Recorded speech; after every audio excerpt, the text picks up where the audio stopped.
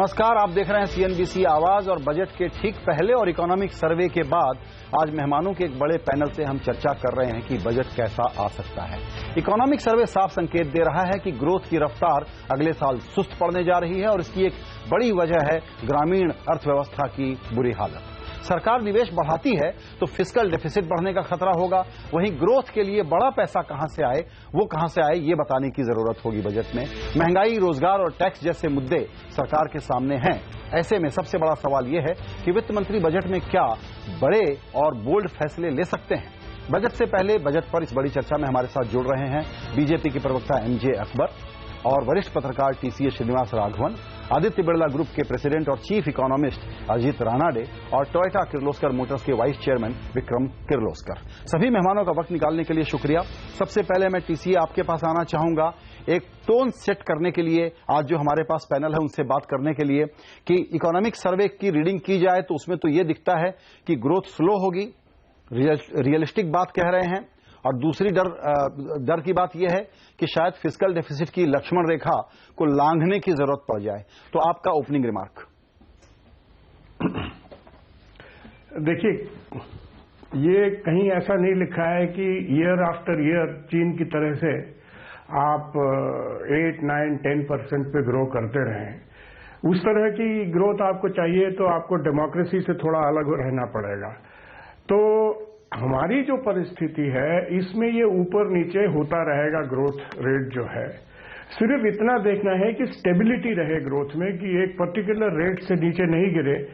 तो अभी अब जब ये इकोनॉमिक सर्वे में कह रहे हैं कि 7%, तो I think 7% is perfectly achievable. 7.5 हो जाए तो बहुत बढ़िया। अब सवाल आपने पूछा कि इसके लिए पैसा कहां से आएगा। ये पैसा देखिए अर्न करने से ही नहीं आता है, पैसा बचाने से भी आता है। और इस बजट में ये देखना है कि किस हद तक अरुण जेटली जो हैं वो टैक्सेस की रैशनलाइजेशन, एक्सपेंडिचर की रैशनलाइजेशन, इससे ये पैसा जुटा पाते हैं। और अगर सरकार में इम्प्लीमेंटेशन में एफिशिएंसी आती है, जो mister Modi has been saying कि करेंगे, तो उसी का जो मल्टीप्लायर इफेक्ट होता है वो काफी सिग्निफिकेंट होता है। तो मेरे ख्याल में ज्यादा जो पुरानी जो एक सोच थी कि हर साल we will keep increasing the outlay and so on और उसकी वजह से ग्रोथ आएगी, उस सोच को बदलना है। You have to look at the efficiency of investment. So मुझे आप पूछेंगे कि किस तरह से अगले बजट को जज किया जाए, सो आई वुड से कि जो एक एक रुपया है उसमें से जो इन्वेस्ट करते हैं आप और जो बचाते हैं आप, उसको आप कितने एफिशिएंटली निचोड़ सकते हैं। So I think we shouldn't worry too much. 7% हो जाए तो ठीक है इस माहौल में, क्योंकि world market is down, the domestic companies are not doing particularly well in terms of investment. Consumer demand जो है ऊपर नीचे हो रही है क्योंकि कंज्यूमर सेंटिमेंट उतना अभी अच्छा नहीं है।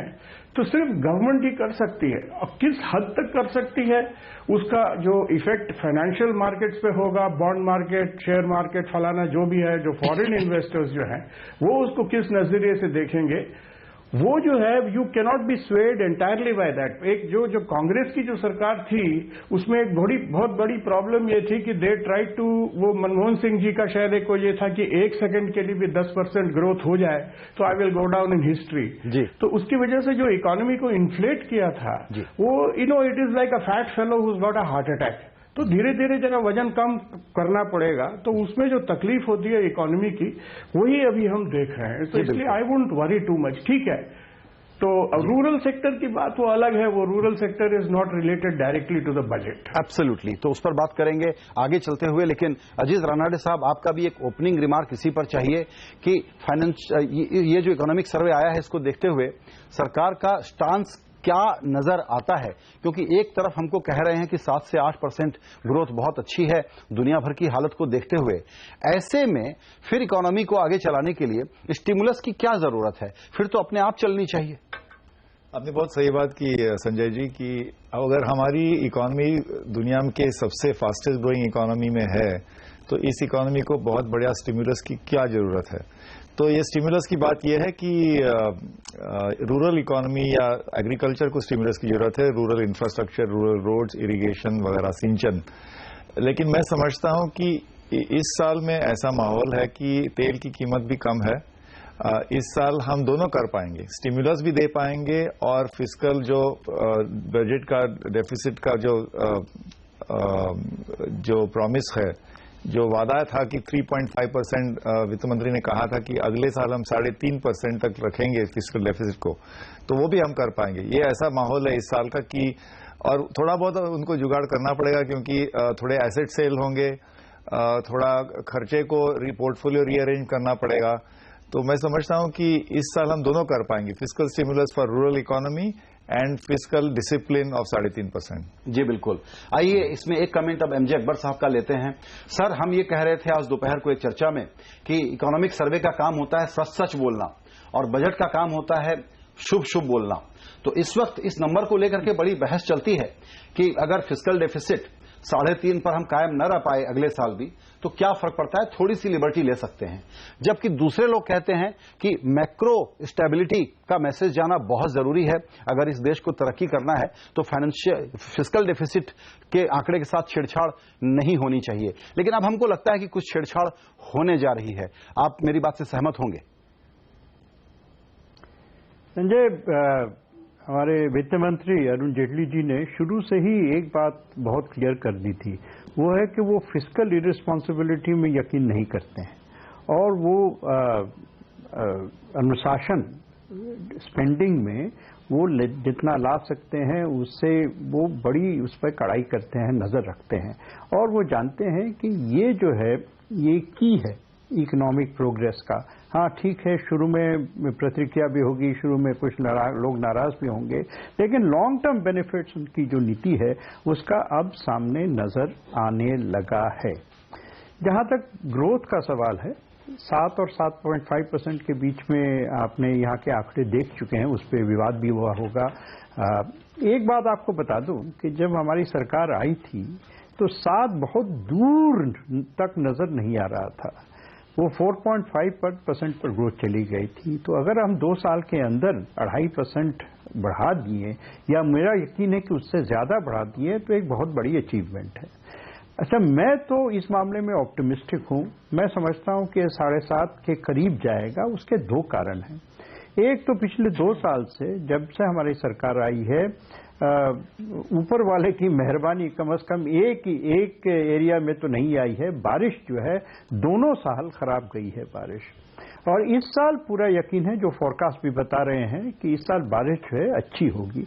इसका ये इम्पैक्ट आप समझ सकते हैं कितना होता है। दूसरा, इस साल इरिगेशन के ऊपर बहुत इन्वेस्टमेंट हो रहा है जी, और इरिगेशन का इन्वेस्टमेंट जो प्रधानमंत्री ने ऐलान कर चुके हैं, किसानों के तरफ तवज्जो देना, किसानों को एक सोशल सिक्योरिटी का मेंटल देना, ये कहना कि आप बोइए और अगर आपके क्रॉप को कुछ हो गया, इवन लोकलाइज सीजनल हो गया, तो हम उसका इंश्योरेंस देंगे। तो किसानों के अंदर कॉन्फिडेंस जो है बहुत मल्टीप्लाई किया है। तीसरी बात जहां पर इन्वेस्टमेंट का है, मेरा मानना है कि ये जो बैंक्स के साथ अभी सरकार कर रही है, जो बहुत ही लंबा ओवरड्यू था, ये जो एसेट्स थे, ये यूपीए के इनहेरिटेंस, यानी कि यूपीए ने हमें जो सौंपा था, मैं समझता हूं सबसे जहरीला अगर कुछ सौंपा था वो एनपीए, नॉन परफॉर्मिंग एसेट्स का जो जहर सौंपा था। और ये इसमें देखिए कुछ तो नॉर्मल बिजनेस पे होगा, लेकिन काफी इसमें धांधली भी थी जी। ये कहना कि हम बैंक्स को फिर ये नॉन परफॉर्मिंग एसेट्स को राइट डाउन करके इसका कोई सोल्यूशन निकालेंगे। जब बैंक्स 6 महीने में, 8 महीने में, 10 महीने में बैंक्स क्लीन होने लगेंगी, तो आप देखिएगा कि वो क्लीन बैंक्स का जो इन्वेस्टमेंट आता है, वो इन्वेस्टमेंट बहुत तेजी से बढ़ने लगेगा। वो तेजी से बढ़े। तो इन 3 कारणों की वजह से, हाँ, और इन 3 कारणों की वजह से संजय, मैं ऑप्टिमिस्टिक हूं कि 7.5 तक हम इस साल पहुंच जाएंगे। बिल्कुल। विक्रम किर्लोस्कर साहब की राय लेना चाहूंगा। सर, एक तरफ तो सरकार यही कह रही है कि फिस्कल डेफिसिट को मेंटेन करना और पब्लिक इन्वेस्टमेंट बढ़ाना, इसमें कोई कंट्राडिक्शन नहीं है, ये पॉसिबल है। लेकिन पब्लिक इन्वेस्टमेंट, बहुत लोग ऐसा कहते हैं कि उसकी एक लिमिटेशन है, उससे ज्यादा काम आप नहीं ले सकते। ऐसी स्थिति में प्राइवेट इन्वेस्टमेंट बिल्कुल, जो डोमेस्टिक प्राइवेट सेक्टर है वो पैसा अभी लगाने को तैयार नहीं है और हमको पता है कि दोनों बैलेंस शीट खराब है, बैंकिंग की भी और प्राइवेट कंपनियों की भी। लेकिन प्राइवेट इन्वेस्टमेंट बढ़े, इसके लिए आप क्या चाहते हैं कि मंडे को अनाउंस करें finance minister?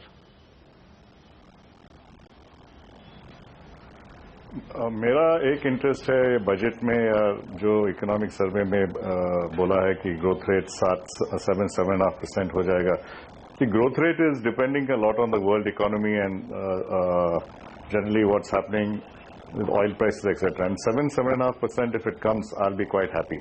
Regarding investment itself, if I look at the auto industry, which I represent, हमारे पास शायद 40-50% excess capacity है। अगर ये कैपेसिटी नहीं भर गई तो कैसे हम इन्वेस्ट करेंगे?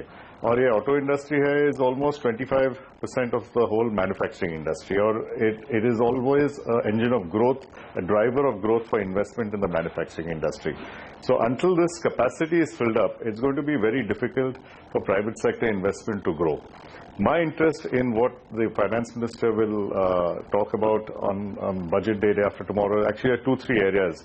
I want stability in policy, long-term stability in if there's a direction on taxes, it continues in the same direction.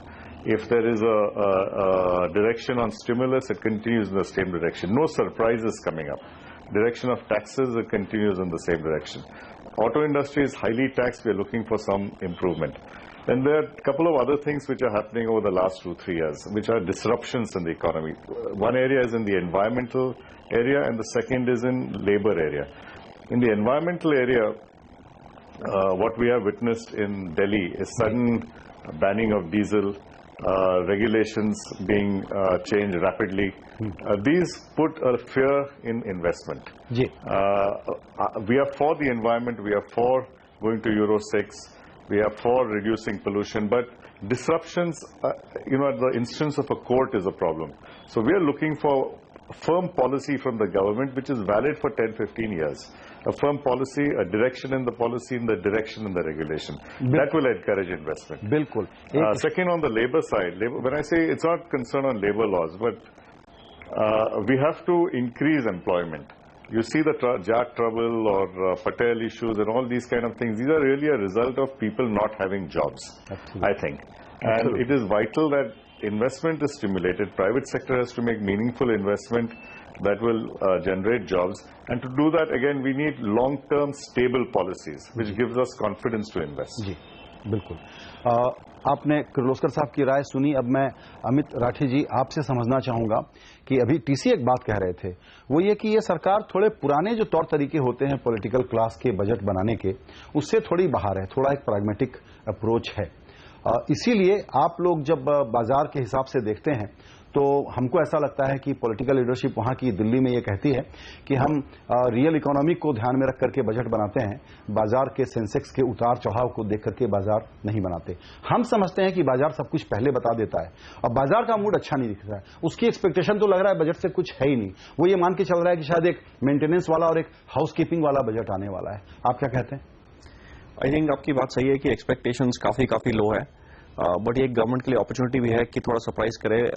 I think markets में भी कि गवर्नमेंट ने एक तरह से अपने आप को एक कॉर्नर में बॉक्स कर दिया है और वो उसको अपनी तरह से वो इम्प्लीमेंट पॉलिसी रिफॉर्म जो लेजिस्लेटिव रिफॉर्म है उसको पुश नहीं कर पा रहे हैं। एंड जहां भी जा रहे हैं आप देखें पॉलिटिकली जो कहा जा रहा है सूट बूट की सरकार, अगर आप इकोनॉमिक सर्वे में भी देखें एक चीज थोड़ी मुझे वरीसम लगी, जैसे उन्होंने कहा बाउंड्रीज फॉर द रिच, कहीं ये ना हो कि गवर्नमेंट जो उनका कोर डायरेक्शन था आइडियोलॉजी वो शिफ्ट ना हो जाए। That is actually becoming a worry की पॉलिटिकल की जो सिचुएशन जैसी बन रही है।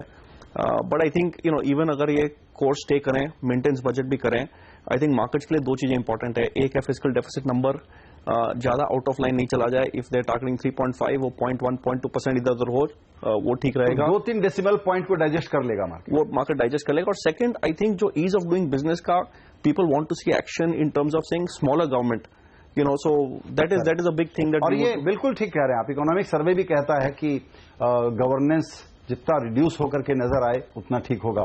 आइए गौरव गोगोई कांग्रेस प्रवक्ता हमारे साथ जुड़े हुए हैं।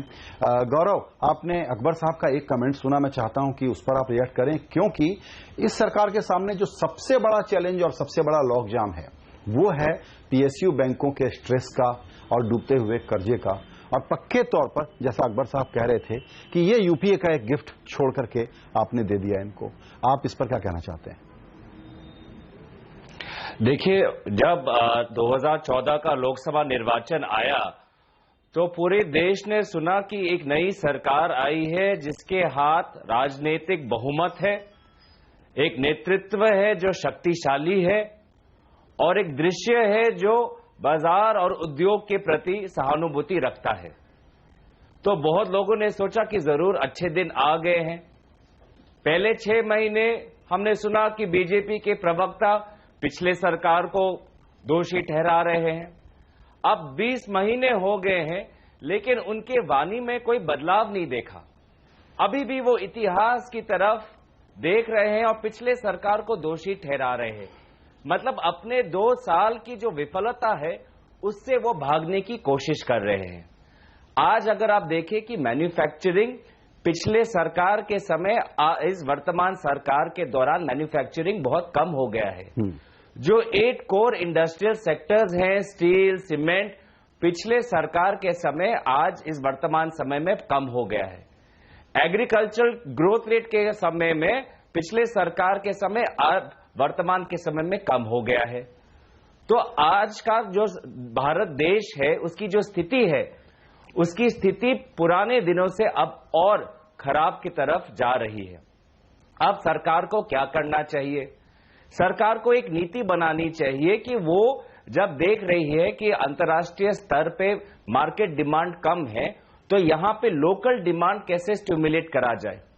लोकल डिमांड को अगर आपको स्टिमुलेट करना है तो आपको रूरल सेक्टर में आपको ध्यान देना ही पड़ेगा, क्योंकि rural demand plays a very important role. Rural market अब भी अनसैचुरेटेड है। आज जो ऑटोमोबाइल सेक्टर डाउन हो गया है वो इसके कारण हुआ है क्योंकि रूरल में डिमांड ही नहीं है जी। अब रूरल में अगर आपको डिमांड फोकस ग्रो करना है तो आपको कृषि क्षेत्र, food processing sector, allied sector, उस पे आपको ध्यान देना ही पड़ेगा। लेकिन 1.5 साल तक केंद्र सरकार ध्यान दे रही थी कि जबरन जमीन कैसे ले पाए। अब 2 साल बाद उनको किसानों की दुख याद आई और क्रॉप इंश्योरेंस का स्कीम निकाले जी। और क्रॉप इंश्योरेंस एक स्कीम है, इसके साथ और बहुत सारी चीजें करनी है। लेकिन ये सरकार स्लोगन के साथ इतनी खुश है कि एक स्लोगन निकाला और अपना पीठ थपथपाती है जी। तो मैं बोल रहा हूं कि अभी बहुत काम करना है, काम करना बाकी है जी। जिम्मेदारी लें। अब 2 साल हो गए हैं, पिछले अभी अतीत को आप ना देखें, वर्तमान और आगे की तरफ देखें। और अगर आपको बैंक्स की ये जो नॉन परफॉर्मिंग एसेट्स है आपको देखना है, सेक्टर बाय सेक्टर जाइए कि कौन से सेक्टर के उद्योगपति के लोन्स अभी नॉन परफॉर्मिंग एसेट्स में हैं जी। सेक्टर बाय सेक्टर एक रिपोर्ट निकाले और सेक्टर बाय सेक्टर और देखें कि कितने इरादतन, मुझे लगता है कि बैंक्स का कितने इरादतन डूबे हैं और कितने एक्सटर्नल फैक्टर के कारण डूबे हैं। अकबर साहब इसका जवाब देना चाहेंगे, लेकिन उसके पहले ये जो बाउंटी फॉर रिच वाला आपने शब्द सुना, उस एक चैप्टर पे चर्चा करनी चाहिए जो आज के इकोनॉमिक सर्वे पर है। और रानाडे साहब ये सवाल लेके मैं आपके पास आऊंगा कि बाउंटी फॉर रिच का क्या मतलब है, जरा ये समझाइए। ये इकोनॉमिक सर्वे 2 वॉल्यूम में आता है, वॉल्यूम 1 और वॉल्यूम 2। और वॉल्यूम 1 में कई नए कॉन्सेप्ट के ऊपर बहुत डीप रिसर्च करके चर्चा हुई है। तो एक चैप्टर है बाउंटी फॉर द रिच, जो अमित जी ने भी इसका जिक्र किया। उन्होंने स्मॉल सेविंग स्कीम को लेके दे हैव शोड कि जो स्मॉल सेविंग स्कीम्स है जैसे किसान विकास पत्र है, पीपीएफ है, उनमें एक्चुअली जो लोग निवेश करते हैं वो स्मॉल सेवर्स नहीं बल्कि रिच क्लास है। इनफैक्ट उन्होंने बताया कि लगभग 62% of the benefit of tax exemption, उसमें टैक्स आपको नहीं भरना पड़ता, टैक्स एग्जेम्प्ट रहता है, 62% goes to top 3% income earners. और सिर्फ पीपीएफ की बात अगर देखेंगे तो उसमें 12,000 करोड़ सरकार का जाता है सब्सिडी में। पूरा मिलाकर अगर सब सेविंग्स स्मॉल सेविंग स्कीम देखें और इंक्लूडिंग एलपीजी, इलेक्ट्रिसिटी, रेलवे वगैरह, 1 लाख करोड़ ऐसे क्लास को जा रहा है जो टॉप इनकम क्लास है। अमित जी कह रहे थे कि उनको उसमें थोड़ी सी दिक्कत लगी, लेकिन ये बहुत अच्छा एनालिसिस है और डेटा के ऊपर किया गया है। तो इसमें ये हमको देखना चाहिए कि इस सिस्टम को कैसा फेयर बनाएं, इसमें से लीकेज कैसा हम बंद करें। Small saving scheme is suppose to be for small savers, तो उसको कैसा थोड़ा रीओरिएंट करें और सब्सिडी कैसा इसमें कम करें। 1 लाख करोड़ बहुत बड़ी, और ये हर साल हो रहा है, बहुत बड़ी रकम होती है। अकबर साहब, ये सवाल आपके पास लेके आऊंगा। देखिए, पहले क्या हुआ कि बहुत ही प्रो पुअर इमेज वाली सरकार आई थी, लेकिन लैंड बिल वाला किस्सा ऐसा हो गया, उसके बाद ये सरकार बहुत ज्यादा कॉशियस हो गई है और 2 जुमलों का बड़ा ध्यान रखती है कि प्रो पुअर रहना है, एंटी रिच दिखना है। कहीं भी प्रो बिजनेस दिख गए तो उसमें दिक्कत आ जाएगी। मोदी जी ने खुद कहा कि गरीबों को दो तो सब्सिडी और कॉर्पोरेट सेक्टर को दो तो उसको कहते हैं इंसेंटिव या कहते हैं सबवेंशन। अभी जो रानाडे साहब बता रहे हैं उसमें मेरा सवाल यह है कि बात तो हो गई है कि टैक्स की रेट कम करने हैं और जो मिसयूज होने वाले एग्जम्पशन है उनको हटाना है, लेकिन हमको ऐसा लगता है कि ये सारा काम इसी बजट में नहीं होगा, इसको भी धीरे धीरे करेंगे और धीरे धीरे करने से असरदार नहीं रहती सर बात। देखिए संजय, मुझे पता नहीं आप कैसे कह रहे हैं कि ये नया प्रो रिच प्रो पुअर। शायद आपको मुझे याद दिलाना पड़ेगा कि जो प्रधानमंत्री का पहला भाषण जो था पार्लियामेंट में, पहला ही भाषण पार्लियामेंट में जो था, उनमें उन्होंने क्या कहा था? उन्होंने कहा था कि ये पॉवर्टी एलिविएशन का मामला जो है ना, ये अब नहीं चलने वाला है, अब पॉवर्टी एलिमिनेशन करना पड़ेगा। और उन्होंने उसके बाद क्या है कि अगर सरकार गरीब के लिए नहीं हुई तो फिर किसके लिए सरकार है? ये पहला ही उनका था। तो ये मुझे समझ में नहीं आता है, ये बार बार इस प्रोपेगेंडा में हम क्यों फंस जाते हैं। ठीक है, ऑपोजिशन पार्टीज हैं, वो अपनी बात करेंगी, वो अपना प्रोपेगेंडा करेंगी, वो समझ में आता है कुछ हद तक, उनको कुछ कहने को और नहीं है तो और क्या करेंगी। लेकिन कम से कम हम जो एंकर हैं या हम जो ऑब्जेक्टिव हैं, हमको तो ये बात नहीं दोहरानी चाहिए जी। हाँ, आप जानते हैं इकोनॉमी को संभालना, उसको नया डायरेक्शन देना, उसमें ये बहुत, आप देख लीजिए ना, अभी ये बोलना खाम मैं तो सुन के हैरान हो जाता हूं जब कहते हैं कि मैन्युफैक्चरिंग डाउन हो गया, ये डाउन हो गया, वो डाउन हो गया। समझ में नहीं आता है, क्या आप हमारे दिमाग से या आपकी फाइल्स में आंकड़े नहीं हैं क्या? आप 2014 के आंकड़े क्या थे वो नहीं है क्या? मैन्युफैक्चरिंग -1 पे पहुंच गया था या माइनस ऐसा उससे भी कम पे पहुंच गया था। प्रोडक्शन ग्रोथ रेट जो है 4 के लगभग घूम रही थी। हर तरह से इकोनॉमी चौपट हो गई थी। उसको लेके आज हम विवाद कर रहे हैं कि भी 7 होगा या 7.5 होगा, मैन्युफैक्चरिंग 3 होगा या 2.25 होगा या 3 से ज्यादा होगा। ये विवाद है और ये अच्छी विवाद है क्योंकि ये डायरेक्शन सही है। हाँ, आइंदा आपकी मैं कई बातें सुना हूं, रानडे साहब की बात सुना हूं, आप जो कह रहे थे उनकी बात सुना। हाँ, मेरा मानना है कि ईज ऑफ डूइंग बिजनेस में बहुत सुधार करना भी बाकी है और सबसे बड़ा जो सुधार होगा वो टैक्स रिफॉर्म्स होंगे। टैक्स रिफॉर्म्स के बारे में भी पीएम ने भी कहा है, एफएम ने भी कहा है, कमेटी बन गई है और वो कमेटी का अपना काम कर रही है और जल्दी देगी। और ये टैक्स रिफॉर्म्स के आने से बहुत प्रॉब्लम्स जो है बिजनेसमैन के लेजिटिमेट प्रॉब्लम्स हैं जी। हम आप कह भी सकते हैं कि हाँ और तेजी से करना चाहिए था, बात ठीक है, ठीक है, लेकिन हो रही है बात जी। ईज ऑफ बिजनेस जो है, हम सिर्फ 8 स्टेप्स ऊपर नहीं बढ़े, हमको और भी तेजी से आगे बढ़ना चाहिए। और जहां पर बाउंड्री ऑफ रिच का मामला है, वो उसका आपने जो आपने ही कह दिया है कि प्रधानमंत्री को कोट करके, जब वो उन्होंने मेरे ख्याल इकोनॉमिक टाइम्स का ये था सम्मेलन था, उसमें कहा था उन्होंने कि भाई आपको समझना पड़ेगा कि ये जो सब्सिडीज है ये भी एक इंसेंटिव है, किसान के लिए इंसेंटिव है। नहीं बिल्कुल, हम तो आते ही हमने काम शुरू किया था। अकबर साहब, और देखिए यूरिया का मामला ले लें, सॉरी मैं शायद आपके थोड़ा सा ज्यादा वक्त लेता हूं। यूरिया का मामला है जो ये शुरू से ही, पहले साल से ही फर्टिलाइजर यूरिया पे काम चल रहा है जी। और इस जो चीज है, ये सारा प्रोग्राम और बहुत ही इफेक्टिव, बहुत ही जबरदस्त कदम लिए गए हैं जो अनप्रेसिडेंटेड है रूरल सेक्टर के लिए। और इसी से ही रूरल डिस्ट्रेस जो है खत्म हो जाएगा और रौनक आएगी।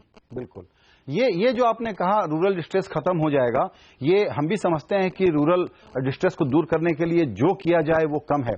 लेकिन टीसीए, मैं आपसे समझना चाहूंगा कि अभी जो डिमांड क्रिएट करने की बात है और उस पर गांव, गरीब, किसान, भारत का बजट, ऐसा हम सुनते हैं कि आने वाला है जहां पर कि माइक्रो इरिगेशन जैसी चीजों पर बहुत ज्यादा जोर होगा। ये मुझे लगता है एक नया बड़ा प्रोग्राम आएगा इस सरकार की तरफ से। क्या पब्लिक इन्वेस्टमेंट इन इलाकों में जो रूरल डिस्ट्रेस को दूर करे, एग्रीकल्चर के डिस्टोर्शन को दूर करे और जो रियल वेजेस हैं उसकी बढ़ोतरी भी कम हो रही है उसको बढ़ाने में मदद करे ताकि लोगों के हाथ में पैसा जाए, ये बजट से हो पाएगा? जो बातें अभी तक हम सुनते आए हैं उसको देखते हुए टीसीए क्या मुझसे पूछ रहे थे? एक ही बजट में ये सब इट्स अनलाइकली कि just this budget will achieve all this, क्योंकि इसमें तो सिर्फ आप क्या बजट में आप कर क्या सकते हैं? आप सिर्फ एलोकेशंस बढ़ा सकते हैं। उसके बाद में किसी और ने वो पैसा खर्च करना है, स्टेट गवर्नमेंट्स ने पैसा खर्च करना है, उसके लिए प्रॉपर स्कीम्स वगैरह चाहिए, जो स्कीम्स हैं उनको इम्प्लीमेंट करना है। तो इस बजट में ये रूरल इन्वेस्टमेंट जो है इसका कोई खास असर जीडीपी ग्रोथ पे नहीं पड़ेगा, बाद में शायद पड़ जाए। But on rural distress I want to say one thing कि 2005 जी और 2008 के बीच में the UPA 1 pumped in nearly 6 lakh crores into the rural economy, तो उसकी वजह से डिमांड बढ़ गई थी। उसके बाद में 2008 का फाइनेंशियल क्राइसिस हुआ, उसके बाद में स्टिमुलस हुआ, उसकी वजह से फिर से पैसा पंप किया गया इकोनॉमी में। उसका जो नतीजा था वो 2011 से 2010 से ग्रेजुअल इन्फ्लेशन एक्सेलरेशन। तो जो इस सरकार की जो सबसे बड़ी अचीवमेंट रही है मेरे ख्याल से from a purely macro economic point of view, आप ऑयल प्राइसेस को भूल जाइए फॉर द मोमेंट, बिकॉज वो उसका असर सारे सेक्टर्स पे पड़ता है, सारे वर्ल्ड इकोनॉमी पे पड़ता है जी। The biggest achievement has been कि आपने इन्फ्लेशन को कम किया है, और जब तक आप इन्फ्लेशन कम नहीं करते हैं इसका जो असर होता है अक्रॉस द बोर्ड इकोनॉमी पे पड़ता है। तो आप रूरल इनकम्स को बढ़ाने के लिए you can pump in money, पर उसकी जो इन्फ्लेशनरी कॉन्सिक्वेंसेस हैं उसके बारे में आप बाद में क्या करेंगे? ये यूपीए की सबसे बड़ी गलती थी, सबसे बड़ी लेगेसी थी इन्फ्लेशन। अब जो कम हुआ है that is a major achievement. Major achievement है, बिल्कुल। सर अभी एक छोटा सा हम ब्रेक लेंगे, लेकिन ब्रेक में जाने के पहले अकबर साहब आपसे एक ऐसा सवाल पूछूंगा जिसका आप लंबा जवाब नहीं देना चाहेंगे, और वो आप कह सकते हैं कि ये तुम लोग रिपोर्टर लोग हो और कुछ स्पेकुलेट कर रहे होगे, लेकिन हम समझते हैं कि पर्सनल इनकम टैक्स का स्लैब सरकार बढ़ाने जा रही है और इनकम टैक्स की जो छूट की सीमा है 2.5 लाख से बढ़ा करके 2,90,000 या 3 लाख के आसपास करेगी, और होम लोन के ब्याज पर बड़ा भारी छूट आएगी क्योंकि हाउसिंग फॉर ऑल के लिए बड़ा जरूरी है। तो ये 3 अनुमान मैं आपके सामने रख रहा हूं, या सवाल समझ लें कि ये होगा ना?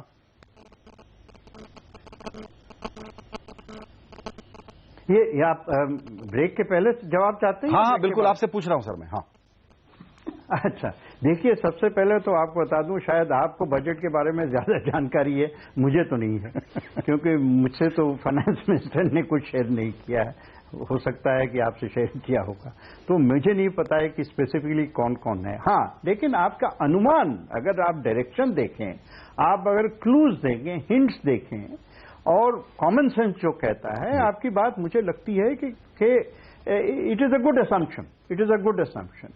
क्योंकि अगर आपको हाउसिंग सेक्टर बहुत बड़ा सेक्टर है, हाउसिंग सेक्टर में जितना एम्प्लॉयमेंट है उससे उतना एम्प्लॉयमेंट मेरा ख्याल सिर्फ ये रोड्स और इंफ्रास्ट्रक्चर में है, ये दोनों स्ट्रक्चर्स में मैक्सिमम एम्प्लॉयमेंट है। तो आपको एम्प्लॉयमेंट का भी अगर प्रॉब्लम सॉल्व करना है, वैसे आप आंकड़े देख रहे हैं कि अर्बन एरियाज में एम्प्लॉयमेंट अब बढ़ने लगा है, रूरल एरियाज में एम्प्लॉयमेंट अभी भी स्टैग्नेंट है, स्टैटिक है। तो अगर रूरल एरियाज में एम्प्लॉयमेंट मुझे लगता है कि इस साल बढ़ेगा, क्योंकि इंफ्रास्ट्रक्चर जो नितिन गडकरी जी ने जबरदस्त तेजी लाई है इंफ्रास्ट्रक्चर, इसका फल जो है रूरल एम्प्लॉयमेंट पे जरूर पड़ेगा। और हाउसिंग का काम अगर शुरू हो गया जी बिल्कुल, मुझे अगर कोई पूछे तो मुझे लगता है कि अगर 5 लाख 10 लाख के बीच में जो लोग घर बनाते हैं उनको तो और भी इंसेंटिवाइज करना चाहिए। बिल्कुल बिल्कुल। तो गांव की उससे आवास जो है, आवास जो है उसका जो इम्पेटस इकोनॉमी, वो अगले इकोनॉमिक ग्रोथ का इंजन ड्राइवर बन सकता है। बिल्कुल। तो अगर उन सब इलाकों में इंसेंटिव्स आए तो मुझे लगता है इकोनॉमी के लिए बड़ी एक पॉजिटिव डेवलपमेंट होगी। बिल्कुल। तो ग्रामीण अर्थव्यवस्था का क्या हाल है? क्या एमएसपी बढ़ना चाहिए? साथ ही साथ जॉब क्रिएट कैसे करेंगे? और इन सबको करने के लिए सरकार पैसे लाने के लिए कुछ क्रिएटिव उपाय करेगी क्या? चर्चा करेंगे छोटे से ब्रेक के बाद।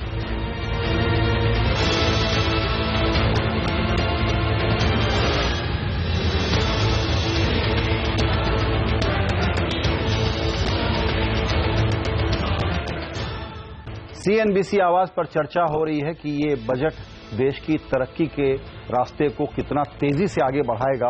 इस पर हम अपने खास मेहमानों से बात कर रहे हैं। अजीत रानडे साहब, आपके पास आना चाहूंगा और ये समझना चाहूंगा कि पिछले दिनों में बहुत सारी इंडस्ट्री में दिक्कत आई, कहा गया कि एंटी डंपिंग ड्यूटी की जरूरत है। आपको लगता है क्या कि उसका कंज्यूमर को नुकसान नहीं हो रहा है और इंडस्ट्री को फायदा पहुंचा देना ठीक है? क्योंकि इस बात की बड़ी आलोचना हो रही है कि इस तरीके से फिक्स नहीं हो सकती इकोनॉमी। ये एंटी डंपिंग ड्यूटी का जो मामला है ये थोड़ा पेचीदा है, क्योंकि एंटी डंपिंग ड्यूटी का मतलब है कि वो एक पेनल्टी रहती है। डंपिंग का मतलब है कि आप हमारे देश में आपका माल अपने देश से कम कीमत में बेच रहे हो क्योंकि यहाँ के बिजनेस बंद हो जाए। अगर ये तो क्रिमिनल केस जैसा रहता है। अगर वो एस्टैब्लिश हो जाए तो उनके अगेंस्ट पेनल्टी होती है। तो कई सेक्टरों में, केमिकल्स लीजिए, मेटल लीजिए, प्लास्टिक्स लीजिए, कई सेक्टरों में ये शक था और काफी प्रूव भी हो चुका है कि जो इंडिया की जो जीडीपी बढ़ रही है 7-7.5% में, उसका बड़ा हिस्सा जा रहा है स्पेंडिंग इंपोर्टेड गुड्स पे जो डंप हो रहे हैं। तो ये डंपिंग, एंटी डंपिंग ड्यूटी की सख्त जरूरत है। इसका मतलब ये नहीं कि हम हमारे यहाँ के कंज्यूमर्स को हम पीनलाइज कर रहे हैं। आप समझ लें कि अगर ये बिजनेसेस बंद होने की टाइम आ रही है और उसमें से जो रोजगार बंद होगा, तो ये लॉन्ग टर्म के लिए बहुत हमारे लिए नुकसान की बात है। और लेकिन एंटी डंपिंग ड्यूटी भी 1-2 साल या 3 साल रहती है और ये पेनल्टी रहती है। आप समझ लें कि ये, मैं इसलिए पूछ रहा था कि कॉम्पिटिटिव बनाने के लिए कितना काम हो रहा है हमारी इंडस्ट्री को। नहीं, क्योंकि अगर एंटी डंपिंग हो रहा है तो जरूर डंपिंग हो रहा है तो उसको डंपिंग ड्यूटी की जरूरत है। आप दूसरे ड्यूटी की बात शायद जिक्र कर रहे हैं, सेफ गार्ड ड्यूटी। बिल्कुल, सेफ गार्ड ड्यूटी तब लागू होती है कि एक सडनली अगर सर्ज आ जाए किसी सेक्टर में, तो सिर्फ एक 8-9 महीने के लिए, जब तक वो संभल जाए वो सेक्टर, वो कंपनियां, तो मेक इन इंडिया जैसा आई थिंक आपका शायद रोक है कि मेक इन इंडिया के लिए ये फायदा है या नहीं है। बिल्कुल। तो ये अभी किर्लोस्कर जी ने भी कहा कि कैपेसिटी यूटिलाइजेशन बहुत कम है कई सेक्टरों में। तो आपको अगर कैपेसिटी यूटिलाइजेशन बढ़ाना है, यहाँ का रोजगार बढ़ाना है, तो आपको सेफ गार्ड ड्यूटी और एंटी डंपिंग ड्यूटी, ये वाली ड्यूटियों से एटलीस्ट टेम्पररी आपको थोड़ा बहुत सपोर्ट देना पड़ेगा। It is about level playing field. Actually क्या हो रहा है कि ये जब डंपिंग होता है तो it is a non level playing field. बिल्कुल। So it is about providing a level playing field to domestic industry. बिल्कुल। इसी तरीके से एक जो दूसरी फिक्र मैं चाहूंगा कि किर्लोस्कर साहब उस पर अपनी राय रखें कि अभी आपने ऑटोमोबाइल इंडस्ट्री का जिक्र किया, ऐसा लगने लगा है शायद सरकार को कि अभी मैन्युफैक्चरिंग से बहुत जल्दी जॉब क्रिएट नहीं किया जा सकता, इसलिए बहुत बड़े पैमाने पर रूरल फोकस क्रिएट कर दें और जहां जॉब जल्दी क्रिएट हो सके, जिसमें हाउसिंग जैसे एग्जांपल सामने है कि वहां आप जल्दी से एक्शन दिखा सकते हैं। क्या ये मेजर्स जॉब की जो क्राइसिस है उसको एड्रेस करने के लिए काफी होंगे?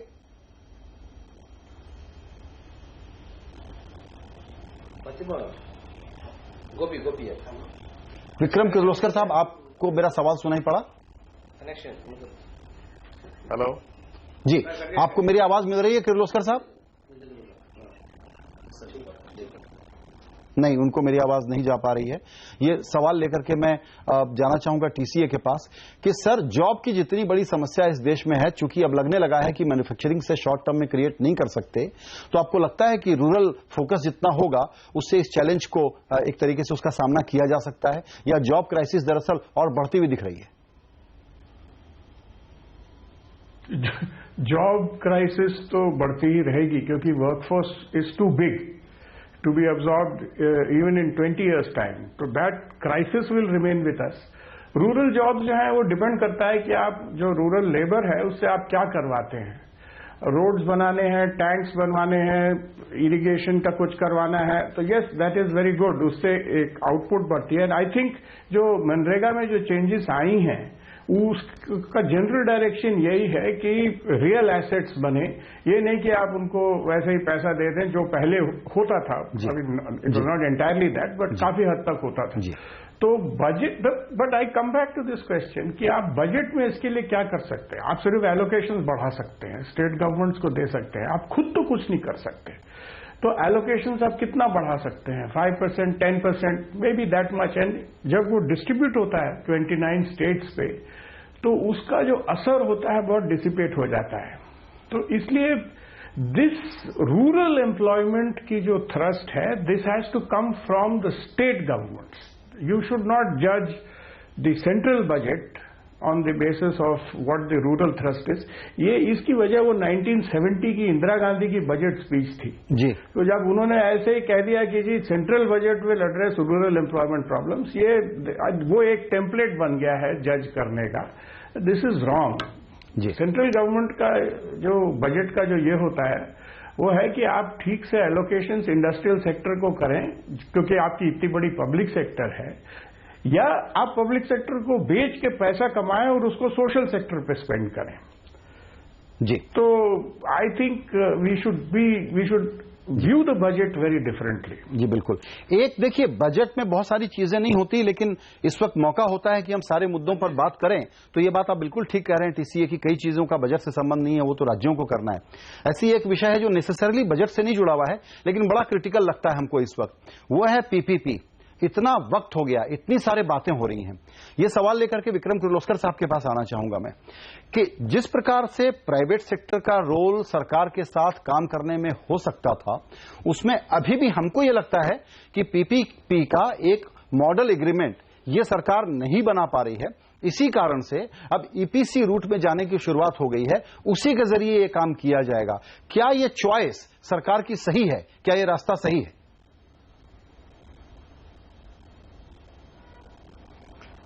On public-private partnerships, I think there have been a lot of experiments done in the past on road infrastructure, and some have been successful and some have not been successful. Many have been closed down. I think again in this private-public partnership, in case of airports also, we've built some excellent airports, but the policy consistency is very much required. Once you say that the fees for airports have to go at a particular rate, suddenly somewhere in between you cannot come and change it. So the whole financial structure of that project gets spoiled, and no one wants to invest further into projects like this. So I think policy stability is very, very important. Earlier on also you talked a little bit on what the private sector can, Mr. Ranade was talking, I missed part of it because of the connection on competitiveness of industry. If I look at the automotive industry, we have become a very large and significant exporter in the world. We export more than China in terms of cars and components. Yeah. And this is because the industry has worked very hard to improve its productivity, improve its cost structure, and improve its quality. So this is continuously going on. And I have confidence that if we align our regulations with the world regulations, we align our specifications, environmental specifications, requirements with world regulations, so that we are not producing something separate for the world and something separate for India. We will be a very competitive force to reckon with, and we can export and do well and grow in this area. But it requires consistent policy everywhere, whether it's PPP or private partnership, public partnership, or growth in manufacturing, requires very consistent policy. बिल्कुल। अब अकबर साहब के पास जाऊं, उसके पहले अमित राठी के पास आना चाहूंगा कि बैंकिंग पर एक प्रकार से अब एक सिचुएशन फोर्स कर दी गई है कि अब तो क्लीन करना पड़ेगा और नई पूंजी भी डालनी पड़ेगी, और उसके बाद जो एसेट रिकंस्ट्रक्शन का एक शायद इस बार एक फॉर्मेट सामने आ सकता है कि सरकार क्या सोच रही है। आपको लगता है कि जितनी जरूरत है उतनी कैपिटल इस साल के बजट में मिल जाएगी? 70,000 करोड़ का एक 3 साल का रोड मैप तो बनाया था, लेकिन हमारी समझ ये है कि अगर 40,000 से कम दिया तो वो इनएडिक्वेट होगा, इनइफेक्टिव होगा।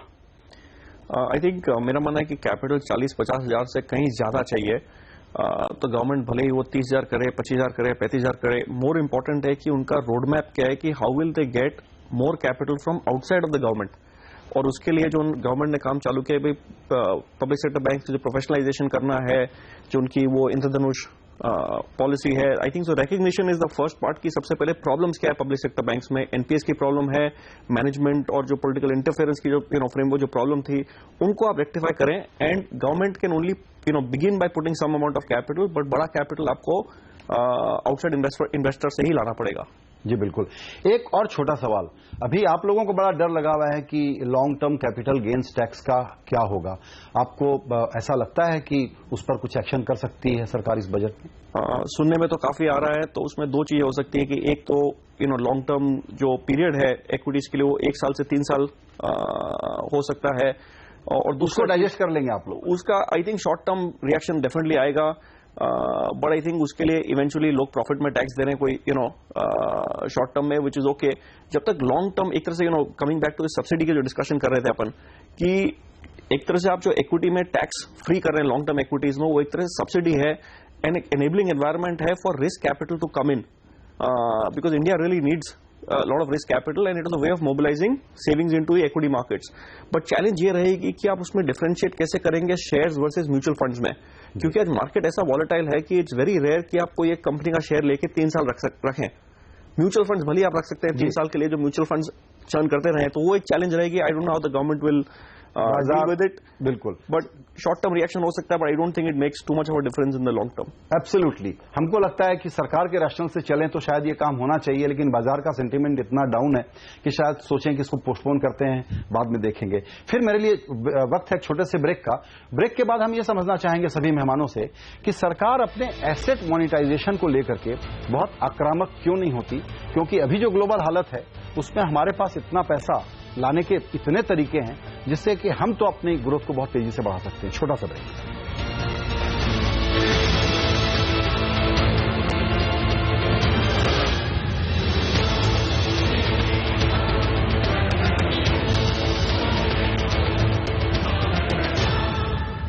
CNBC आवाज पर चर्चा हो रही है कि बजट कैसा आने वाला है। MG अकबर साहब के पास चलते हैं। सर, हो सकता है कि आप फिर हमको डांटेंगे कि आप अपना ओपिनियन क्यों पूछते हैं, सवाल पूछिए। ओपिनियन है सर, और वो ये है कि अगर बाहर से पैसा नहीं आ रहा है और वित्त मंत्रालय पैसा नहीं दे रहा है मंत्रालयों को, तो ऐसे में LIC से रेल मंत्रालय पैसा ले ले, फिर सेल और NTPC से भी कहे मैं और पैसे ले लूंगा। तो ये जो एक नया तरीका निकाला गया है कि PSU की एक पॉकेट से दूसरे पॉकेट में पैसा डाल दें क्योंकि हमको और कोई पैसे देने को तैयार नहीं है, ये एक नया अनहेल्दी ट्रेंड हम देख रहे हैं, खास करके तब जबकि डिसइन्वेस्टमेंट को लेकर के बहुत वैसिलेट कर रही है सरकार। देखिए संजय, प्रायोरिटीज जो हैं वो ऑलवेज सबसे ज्यादा इन्वेस्टमेंट मांगेंगी। अब जैसे आप देखिएगा कि रिसेंटली हेल्थ, एग्रीकल्चर पे और एजुकेशन पे स्पेंडिंग बढ़ा दिया गया है। आप इसी इकोनॉमिक सर्वे में देखिएगा, तो ये प्रायोरिटी सरकार की तो चलती रहती है, क्योंकि बजट मेकिंग सरकार में is not a static activity, it is always it is a dynamic activity. लेकिन आप जो अभी जिस विषय में डिस्कस कर रहे थे एम्प्लॉयमेंट में, आपकी मैं एक तवज्जो दूं, एक बहुत बड़ा काम हो रहा है जिसके बारे में मैं समझता हूं कि कन्वेंशनल इकोनॉमी उस बात को नहीं समझ सकती है और हमें उस बात को फैलाना चाहिए। एक बहुत नया तरीका निकाला गया है एम्प्लॉयमेंट जनरेशन के लिए, और वो है माइक्रो सेक्टर के जरिए एम्प्लॉयमेंट। एक प्रधानमंत्री ने एक बार कहा था, एक भाषण में 2-3 बार कहा था कि we have to move away from the binary of the private and the public sector and think about the personal sector. इसके बारे में शायद 2-3 दिन पहले मैंने अखबार में भी बहुत लंबा लिखा था। ये पर्सनल सेक्टर है क्या कि गरीब जो है, सबसे गरीब है, जिसको आप 20,000 रुपए का कैपिटल देते हो, 30,000 रुपए का कैपिटल देते हो चिकन फार्मिंग करने के लिए, नाई के लिए, जो बूट पॉलिश करता है, जो मैकेनिक है, उनको आप 30,000 50,000 रुपए देके जो कैपिटलाइज करते हो, उससे माइक्रो इंडस्ट्रीज का जो ग्रोथ होता है, उससे एक यूनिट में शायद 2-2 नौकरी बने, 5-5 नौकरी बने। लेकिन वो एक नया जरिया निकाला गया है, क्योंकि अभी जो क्राइसिस है एम्प्लॉयमेंट की, उसके लिए सॉल्यूशंस इनोवेटिव और रियलिस्टिक, इनोवेटिव, प्रैग्मेटिक, रियलिस्टिक निकालना बहुत जरूरी। जी बिल्कुल। और ये मैं समझता हूं कि मुद्रा का जो इस्तेमाल हुआ है, लोग नहीं जानते हैं कि कोई 3 करोड़ लोगों ने मुद्रा का लोन लिया है मुझे, और ये हर लोन जो है स्पेसिफिक कोई स्कीम से जुड़ा हुआ है, ऐसे नहीं कि आप जाके मतलब ले सकते हैं। और ये पहली बार गरीब को बिजनेस पर्सन भी समझना, मैं समझता हूं एक बहुत डायनामिक और क्रिएटिव ये सरकार की एक नीति है जिसका बड़ा असर पड़ेगा। नहीं, ये बहुत आपने सही बात कही कि बॉटम ऑफ पिरामिड के बिल्कुल इंडिविजुअल को ठीक से फाइनेंस क्यों न मिले। मैं यहां पर एक क्विक छोटा सा कमेंट चाहूंगा टीसी आपसे कि आपको लगता है कि ये बहुत सिग्निफिकेंट इंटरवेंशन है जो अकबर साहब कह रहे हैं? As far as income generation is concerned, yes. As far as employment generation मुझे नहीं मालूम, बिल्कुल। बट इससे जो छोटी छोटी जो मदद की जाती है कैपिटल से छोटे बिजनेसेस को, उससे इनकम पे काफी फर्क पड़ता है। तो एक आदमी जो अभी मे बी साल में 10,000 15,000 रुपए कमा रहा है, that fellow may be can increase his income, double his income. जी बिल्कुल। बट उसमें कितने लोग जुड़ सकते हैं, this is yet to be seen, क्योंकि इसमें थोड़ी बहुत स्किल्स की जरूरत होती है। और इंडिया में एक तो कास्ट बेस्ड स्किल्स हैं, तो कुछ काम होते हैं वो कुछ ही लोग करते हैं जी। और दूसरा ये है कि जो स्किलिंग इनिशिएटिव्स जो गवर्नमेंट ने अभी शुरू किए हैं, इसको टाइम लगेगा इसको सारा फ्रक्टिफाई होने में। बिल्कुल। So I still say that we just have to wait and watch how these things work. और ये भी देखना होगा कि मुद्रा बैंक वाला जो लोन है वो दरअसल क्या किस तरीके से पैन आउट होता है। गौरव गोगोई के पास चलना चाहेंगे। अभी हम लोग जो चर्चा कर रहे थे गौरव, वो ये था कि दरअसल बजट के बहाने हम लोग सब तरह की बात तो करते हैं, लेकिन दरअसल अब ग्रोथ का जो पूरा किस्सा है वो शिफ्ट हो गया है स्टेट्स पर, और आप एक स्टेट की पॉलिटिक्स में बहुत एक्टिव हैं, और ये सरकार लगातार कहती है कि देखिए जो एनडीए की सरकारें हैं राज्यों में, वो हमारी स्कीमों को बिल्कुल साथ में अडॉप्ट कर रही है और आगे बढ़ रही है। आप एक राज्य के नजरिए से कैसे देखते हैं इस बात को, क्योंकि हम भी ये मानते हैं कि अब ग्रोथ की रियल रिस्पॉन्सिबिलिटी जो है वो स्टेट्स पर है। देखिए, एक हद तक आपकी बात सही है कि डेवलपमेंट का जो फाइनल इंप्लीमेंटेशन आता है वो स्टेट गवर्नमेंट्स पे आता है। अब हमें भारत में ये देखना है कि हमारे इमर्जिंग एरियाज कौन से हैं। बहुत समय से दक्षिण भारत और हमारा वेस्टर्न भारत बहुत इतिहास से अब तक वो विकास के क्षेत्र में हो, उद्योग के क्षेत्रों में बहुत आगे था, लेकिन जो हमारी जो ईस्टर्न इंडिया थी वो विभिन्न पॉलिटिकल कारण के लिए, इंसर्जेंसी हो या पॉलिटिकल इंस्टेबिलिटी के लिए हो, वो ग्रोथ से थोड़ी वंचित थी। अब वो ईस्टर्न इंडिया एक ग्रोथ एरिया हिसाब से अब वो उसकी एक आइडेंटिटी है।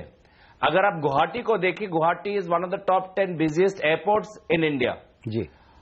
नॉर्थ ईस्ट की जो ग्रोथ रेट है वो अभी इंडिया के एवरेज ग्रोथ रेट से भी ऊपर है या उसके आसपास है जी। ये हमने नहीं सोचा था कि 10 साल पहले होगा जी। लेकिन अभी अगर ईस्ट को अभी हमें ज्यादा ध्यान देना पड़े तो, लेकिन एक पॉलिसी जो थी, हमें प्राइवेट इन्वेस्टमेंट को भी वहां के लेके जाना पड़ेगा जी। आपसे इस क्षेत्र में north east industrial investment policy बहुत एक इंपॉर्टेंट पॉलिसी था for make in north east जी। लेकिन ये पॉलिसी सस्पेंड हो गया है, जिससे कि आप प्राइवेट इंडस्ट्री को कोई इंसेंटिव नहीं है नॉर्थ ईस्ट में या ईस्ट इंडिया में जाने के लिए जी। बिल्कुल। तो ये कैसे हो सकता है? तो यहां पे हम एक पैराडॉक्स देखते हैं कि हम प्रधानमंत्री बात करते हैं ईस्टर्न इंडिया की, लेकिन स्पेशल कैटेगरी स्टेटस हटाया जाता है, north east industrial investment policy हटाया जाता है। और ये जो मैं ग्रोथ रेट की आप एमजे साहब पहले बोल रहे थे कि यूपीए के टाइम पे 4.9 था और अभी इनके 7.1 है, उनको मैं बताना चाहता हूं कि ये जीडीपी का आप एक नया फॉर्मूला निकाल के आप ग्रोथ रेट 7.1 या 7.2 हो गया। अगर इस नए फॉर्मूले को हम यूपीए के टाइम पे भी हम लगा ले तो यूपीए का लास्ट जो साल था उसमें भी ग्रोथ रेट 6.9 होगा। बिल्कुल। तो आप ऐसा नहीं कर सकते कि यूपीए के टाइम पे आप पुराना जीडीपी फॉर्मूला ले और एनडीए के टाइम पे नया जीडीपी फॉर्मूला ले। लेकिन यहाँ पे सारे एक्सपर्ट लोग हैं, सबको पता है।